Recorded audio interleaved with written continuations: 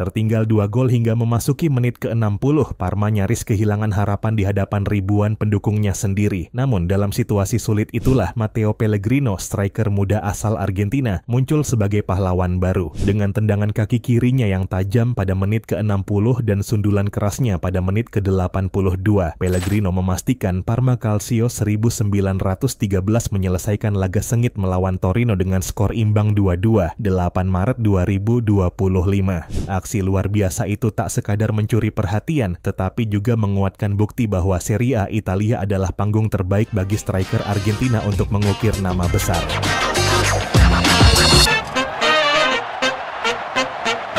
Halo dan selamat datang kembali di Papa Bola. Matteo Pellegrino Casalanguila lahir di Valencia, Spanyol, tetapi memilih darah Argentina mengikuti jejak sang ayah, Mauricio Pellegrino, mantan pemain top yang kini melatih CSKA Lanús. Dengan tinggi badan menjulang 192 cm, Matteo bukan tipikal striker yang mengandalkan kecepatan, namun duel udara, kekuatan fisik, serta ketajaman kaki kiri menjadi senjata andalannya. Karier profesional Pellegrino bermula dari Akademi Vélez Sarsfield.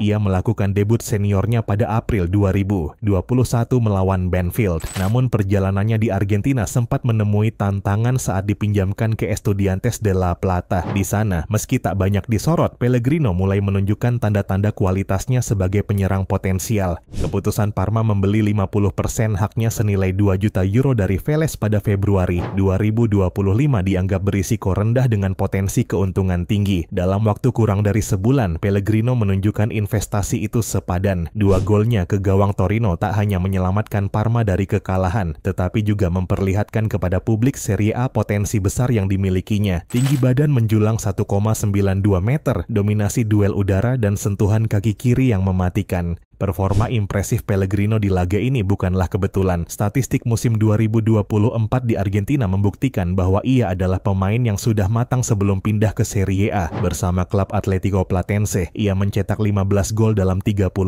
pertandingan di semua kompetisi. Dengan total 2.725 menit bermain, Pellegrino mencatatkan 1 gol setiap 181 menit, menegaskan efektivitasnya sebagai finisher. Dalam Liga Profesional Argentina, ia mencetak 10 gol dalam 25 laga. Sementara di Copa de la Liga Profesional, ia mengoleksi 5 gol dalam 13 pertandingan, menunjukkan konsistensinya mencetak gol di berbagai kompetisi. Dalam pertandingan melawan Torino, Pellegrino tampil luar biasa meski hanya bermain selama 35 menit. Ia mencetak 2 gol dari 4 tembakan, 2 diantaranya tepat sasaran dan mencatatkan statistik expected goals, XG, sebesar 0,60, menunjukkan kemampuan finishing jauh di atas rata-rata. Dengan total 13 sentuhan dan akurasi umpan sebesar 67%. Pellegrino membuktikan dirinya sebagai pemain yang efisien dan efektif. Ia juga memenangkan 2 dari 3 duel darat serta 1 dari 2 duel udara yang berbuah gol. Performa impresif ini semakin menegaskan potensi besar Pellegrino di kompetisi Serie A. Performa Pellegrino di Serie A bukan hanya menjadi sorotan bagi Parma, tetapi juga mencerminkan tren lebih luas di Liga Italia musim ini. Striker-striker muda asal Argentina kembali menunjukkan tajinya di kompetisi ini, menghidupkan kembali kejayaan para pendahulu mereka. Fenomena kebangkitan striker muda Argentina di Serie A musim 2024-2025